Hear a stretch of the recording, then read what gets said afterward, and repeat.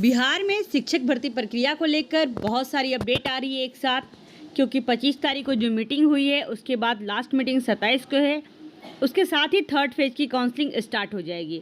ये इसके बारे में जो अपडेट है इसको देखते हैं। और बहुत सारे जगहों की नियोजन प्रक्रिया जो थी रद्द करने की अनुशंसा की गई थी। जांच कमेटी के बाद वहाँ की क्लीन चिट दे दिया गया और वहाँ की प्रक्रिया रद्द नहीं हुई है। पहले इस इन्फॉर्मेशन के साथ शुरू करते हैं और देखेंगे उसको भी। अगर आपने हमारे चैनल को सब्सक्राइब नहीं किया है तो इसे सब्सक्राइब कर ले, बेल आइकन को प्रेस कर ले।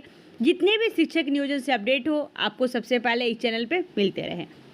चयनित अभ्यर्थियों को दिसंबर तक योगदान कराने की घोषणा के बाद वेब पोर्टल पर सूची अपलोड करने में आई तेजी। जी हाँ दोस्तों, 25 अगस्त को जो मीटिंग थी उसके बाद बहुत ही आनन फानन में हर जगह की काउंसलिंग प्रक्रिया के बाद जो वेब पोर्टल पर अपलोड करनी थी एनआईसी के पोर्टल पर चयनित अभ्यर्थियों की लिस्ट वो अपलोड किया जा रहा है।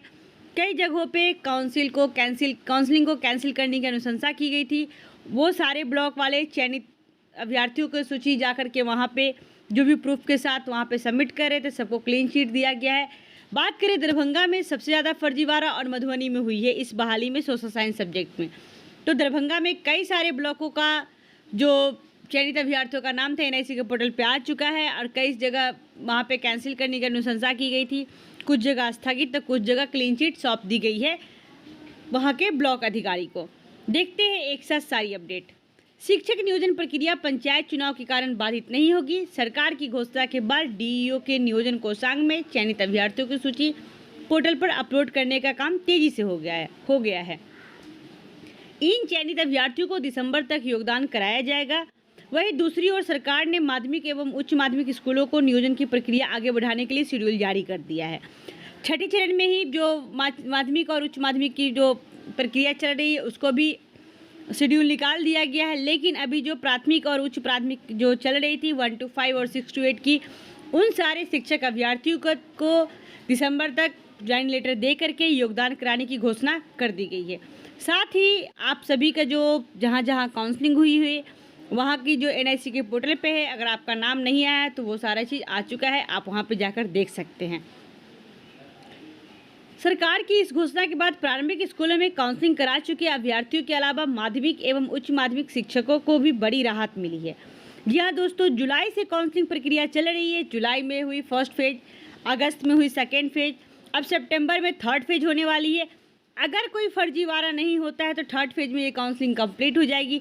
अगर जिस तरीके से फर्जीवाड़ा हो रहा है आप देखेंगे, मैं इसी वीडियो में इंक्लूड करूंगी कि ऐसे 40-50 अभ्यर्थी हैं जिनका प्रमाण पत्र फर्जी है और एनआईसी के पोर्टल पर डालने के साथ साथ अभियुक्ति में लिखा गया है कि इनका सीटेट का मार्क्स गलत है या सर्टिफिकेट फर्जी है या अंक में बढ़ोतरी किया गया है। मतलब इस तरीके से लोग भी काउंसलिंग करा रहे हैं। इन्हीं कारणों से जो जेन्युइन अभ्यर्थी उनका नुकसान हो रहा है और समय की बहुत बर्बादी हो रही है। सरकार ने 7वें चरण के लिए छठे चरण की काउंसलिंग के बाद बचे रिक्त पदों की गणना करके विभाग को प्रतिवेदन भेजने का निर्देश दिया है। ये भी बहुत अच्छी बात है कि जो 6 फेज की काउंसलिंग कंप्लीट हो जाएगी उसके साथ ही 7 फेज की काउंसलिंग स्टार्ट होगी, जिसमें 2021 तक जो रिक्त पद है उस पर भर्ती होगी। यानी 21 तक के हर डिस्ट्रिक्ट वाइज जो हर ब्लॉक का जो रिक्ति है, जितने स्कूल है जहाँ पे शिक्षकों की कमी है, सारा ब्यौरा गवर्नमेंट के पास जाएगा और वो सारे पदों को जोड़ करके शिक्षक भर्ती प्रक्रिया शुरू होगी 7 फेज में। मालूम हो कि अब तक नगर निकाय के अलावा 13 प्रखंडों के सभी तरह के प्रखंड शिक्षक की काउंसलिंग हो चुकी है। किरतपुर प्रखंड के अभिलेख चोरी होने के कारण कोई भी काउंसलिंग नहीं हो पाई है। वही 4 प्रखंडों की काउंसलिंग विभिन्न कारणों से स्थगित कर दी गई है। इसकी जांच चल रही है, जिसमें जांच के बाद आप देखेंगे तो कुशेश्वर स्थान ने क्लीन चिट दे दिया है कि हमारे यहाँ कोई फर्जीवाड़ा नहीं हुआ है और वो सारे प्रूफ को सबमिट कर दिया है। तो अब कुशेश्वर स्थान वाले जिनकी काउंसलिंग हुई है उनके लिए गुड न्यूज़ है कि अब वहाँ की काउंसलिंग कैंसिल नहीं की जाएगी और आप शिक्षक बनने के योग्य हो चुके हैं, आपका रास्ता साफ हो चुका है। नियोजन कोषांग में सूची मिलान कर अपलोड करते हुए सुनील कुमार, आनंद कुमार व सुधीर झा। देखते हैं इसमें और एक और चीज़, छठे चरण के 4 प्रखंडों की काउंसलिंग को विभिन्न कारणों से स्थगित कर दी गई। किरतपुर के अभिलेख हो गई चोरी। नगर पंचायतों की मेधा सूची से प्रमाण पत्रों का मिलान 27 नवंबर को होगा। 27 नवंबर को नगर पंचायत जिला स्तर पर किया जाएगा। जिला परिषद की मेधा सूची के मूल प्रमाण पत्रों का मिलान 29 नवंबर को किया जाएगा। सभी नियोजन इकाइयों की मेधा सूची का अनुमोदन 2 दिसंबर तक कराने का आदेश दिया गया है। नियोजन इकाइयों की अंतिम मेधा सूची का सार्वजनिकरण करने के लिए 6 दिसंबर की समय दी गई है। वहीं 10 दिन से अनुमोदित मेधा सूची रोस्टर बिंदु के आधार पर चयनित अभ्यर्थियों को सूची विद्यालय और विषयवार रिक्त जिला के एनआईसी वेबसाइट पर अपलोड किया जाएगा। ये तो बात हो गई माध्यमिक और उच्च माध्यमिक की। अब यही एक और चीज़ मैं आप लोग के साथ शेयर कर रही हूँ। ये बहुत बड़ी चीज़ है जो आप इसे बहुत इम्पॉर्टेंट है और देखें और शेयर करें। विभाग ने जांच के बाद जाली अभ्यर्थियों के प्रमाण पत्र वेबसाइट पर किया अपलोड। मतलब जाली अभ्यर्थियों के भी प्रमाण पत्र वेबसाइट पर अपलोड हो चुके हैं। अब वहाँ से छांटना कितना मुश्किल काम है, ये चीज़ आप खुद ही समझ सकते हैं। शिक्षक नियोजन 40 चयनित अभ्यर्थियों के प्रमाण पत्र जाली। फर्जीवाड़े के आधार पर कुछ लोगों ने अपना चयन शिक्षक नियोजन में करवा लिया। अब उनके प्रमाण पत्रों की जांच के बाद जाली होने के कारण उन्हें नियोजन से बाहर का रास्ता दिखाया गया है। इसी पे लोगों का एक सवाल उठा कि बाहर का रास्ता क्यों, जेल का रास्ता क्यों नहीं। जो शिक्षा विभाग का समय बर्बाद कर रहा है, उसके साथ चयनित और सही अभ्यर्थियों का भी समय बर्बाद हो रहा है। ये सारी चीज़ों को लेकर के सबने कहा कि आखिर बाहर का रास्ता नहीं, जेल का रास्ता और कुछ सज़ा निर्धारित होनी चाहिए ऐसे लोगों के लिए। विभाग ने 2 दिन के अंदर जांच कर जिले भर के 40 चयनित अभ्यर्थियों का प्रमाण पत्र जाली पाए हैं। बात हो रही है बिहार शरीफ की।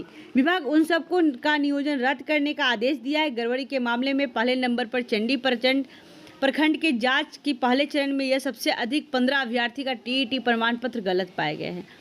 डीओ केशव प्रसाद ने बताया कि फर्जी प्रमाण पत्रों के बल बहाल अभ्यर्थियों को दूसरे नंबर पर एक है एंकरगढ़ सराय, यहाँ 9 चयनित अभ्यर्थियों के प्रमाण पत्र जाली मिले हैं, जबकि बिंद के एक ही अभ्यर्थी के 2 जगह चयन कर लिया गया है। विभाग ने जांच के बाद जाली अभ्यर्थियों का प्रमाण पत्र जिला एनआईसी की वेबसाइट पर अपलोड कर दिया। अभी जांच का काम बंद नहीं हुआ है, बल्कि चयनित अभ्यर्थियों के प्रमाण पत्र खासकर टीईटी, बीईटी और सीटीईटी के प्रमाण पत्रों की बारीकी से जाँच की जा रही है। इनके प्रमाण पत्र मिले जाली। चंडी के राजेंद्र प्रसाद पिता रामेश्वर प्रसाद, प्रियंका कुमारी पिता दिलीप शर्मा, सपना कुमारी पिता देवनंदन पासवान, पूजा कुमारी पिता राम प्रसाद, प्रीति कुमारी पिता राजकुमार पासवान, मीरा कुमारी पिता वीरेंद्र पासवान, संजू कुमारी पिता हीरा प्रसाद, किरण कुमारी चौहान पिता ललन चौहान, चंद्रकला कुमारी पिता रविंद्र पासवान, भारतीय कुमारी पिता सहदेव पासवान, रूबी कुमारी पिता सुखदेव शर्मा, सत्येंद्र पासवान पिता कृष्ण पासवान, संजीव कुमार पिता राम प्रसाद मोची, रंजीत कुमार पिता सुजीत प्रसाद और कविता कुमारी पिता जगजीवन पासवान। ये इतने अभ्यर्थी हैं जिन्होंने, और इसमें फर्जीवाड़ा में महिलाओं की संख्या भी कुछ कम नहीं है। मतलब कहते हैं 50% सीट लेती है तो 50% से ज़्यादा उन्होंने फर्जीवाड़ा भी किया है।